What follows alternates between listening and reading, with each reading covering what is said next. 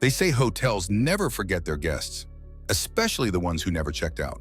And here at the Stanley Hotel, in the shadow of the Rocky Mountains, some of those guests are still wandering the halls, more than a century later. Welcome to Too Sick to Air. Tonight we step into the legendary Stanley Hotel, the grand century-old lodge perched high in Estes Park, Colorado.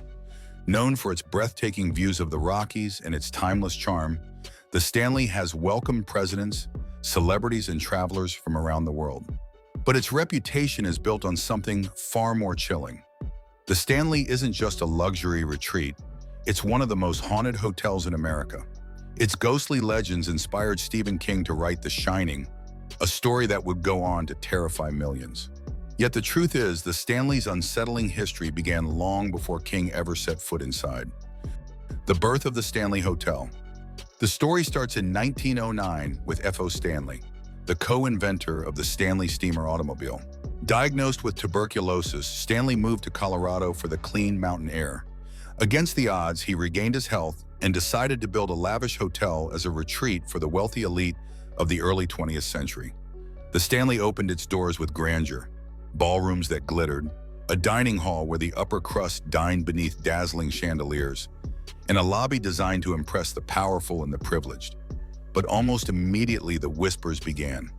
Guests reported cold drafts in rooms with shut windows, pianos playing when no one was inside, and fleeting shadows at the edge of their vision. When F.O. Stanley passed away in 1940, many believed his spirit chose to remain. Guests and staff still claimed to see him wandering the lobby, inspecting the place as if he were ensuring it lived up to his standards. His wife Flora is said to linger as well. In the music room, the faint sound of her piano sometimes drifts through the air, a melody played by invisible hands. Stephen King's terrifying visit. Decades later, in 1974, a young author named Stephen King checked into the nearly empty hotel during its off-season. He and his wife Tabitha were assigned to room 217, a room with a tragic past. That night, King had a vivid nightmare of his small son being chased down endless hotel hallways by a fire hose that had come alive. When he awoke, his heart was pounding, and the seed for The Shining had been planted. But room 217's horrors weren't entirely born of fiction.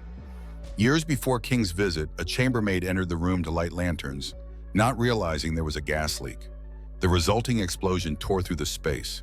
Miraculously, she survived, but her presence seems tied to the room forever. Guests claim she tidies their belongings, unpacks suitcases, and even folds clothes neatly in drawers. Others tell stories of feeling the bed dip beside them, as if someone invisible has lain down for the night. The haunted rooms. The Stanley has no shortage of haunted chambers. Room 401. Guests often describe waking with scratches across their skin. Others report the sensation of unseen hands tugging at their clothing or hair, leaving them shaken and sleepless. Room 407. Shadows flicker in the corners, and more than one guest has reported a silent man watching from the edge of the room. When they look again, he's gone. Room 428. Perhaps the strangest of all, guests describe waking to see a cowboy standing at the foot of their bed. He doesn't move, he doesn't speak, he simply stares until, without warning, he vanishes. The fourth floor. Then there's the fourth floor, which may be the most unnerving area of all. Guests hear children running and laughing late at night, their small feet pounding on wooden floors.